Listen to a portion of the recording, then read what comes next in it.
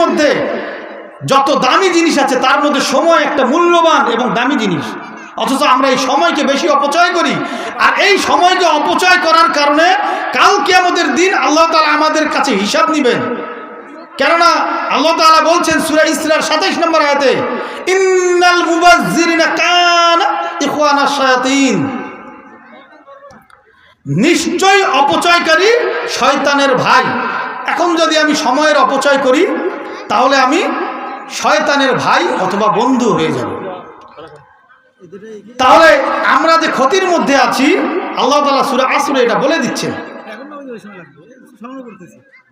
ওয়াল আসর ইন্নাল ইনসানা লাফি খুসর ইল্লাল্লাযীনা আমানু ওয়া আমিলুস সালিহাতি ওয়া তাওয়াসাউ বিল হাক্কি ওয়া তাওয়াসাউ বিস সাবর।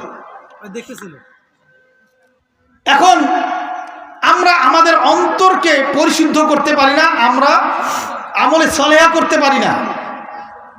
এখন হয়তো বলতে পারেন যে আপনারা হুজুর 31 তো গতকালকে গেল, আজকে কেন বললেন এই আলোচনা?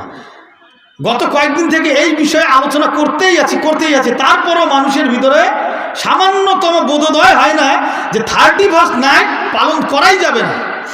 আজকে কেন করছি?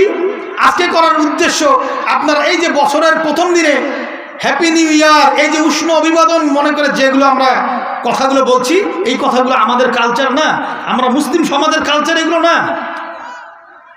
অথচ এগুলো আমরা করছি। আমি 5 ওয়াক্ত সালাত আদায় করার পরেও গতকালকে পিকনিক খেয়েছে এক শ্রেণীর মানুষ, করে নেই ভাই? করে নেই? অনেকেই করেছে। তাহলে কি হবে? তারাই ক্ষতিগ্রস্ত।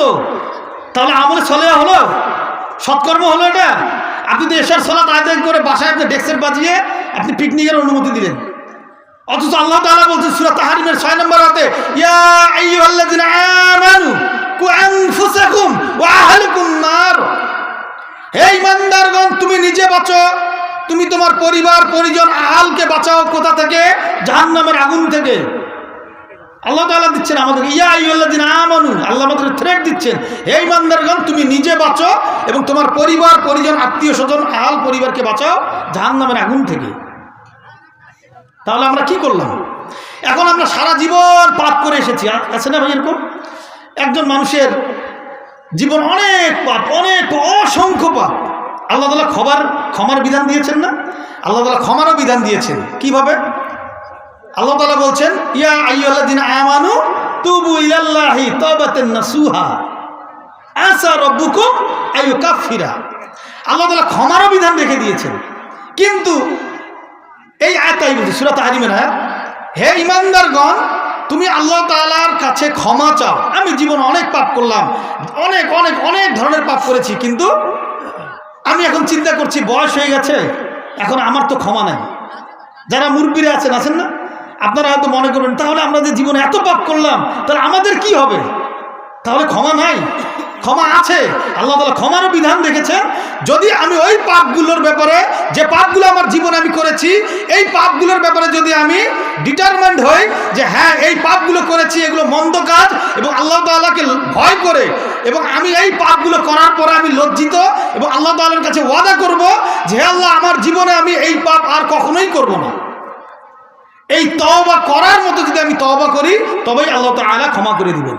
ওই যে বললাম কেন গতকালকের 31 নাইটের আলোচনা আজকে করছি, যদি যারা গতকালকে পাপটা করে ফেলেছেন আল্লাহর ওয়াস্তে আল্লাহকে সাক্ষী রেখে আল্লাহর কাছে ওয়াদা করেন, হে আল্লাহ আমি এই 31 নাইট, পয়লা বৈশাখ, ভ্যালেন্টাইন্স ডে, আরও যত উৎসব মানুষের তৈরি করা আছে, একমাত্র তোমার বিধান আমাদের পবিত্র এই যে 2 ঈদ বাদে আমি আর কোনো দিবস পালন করব না।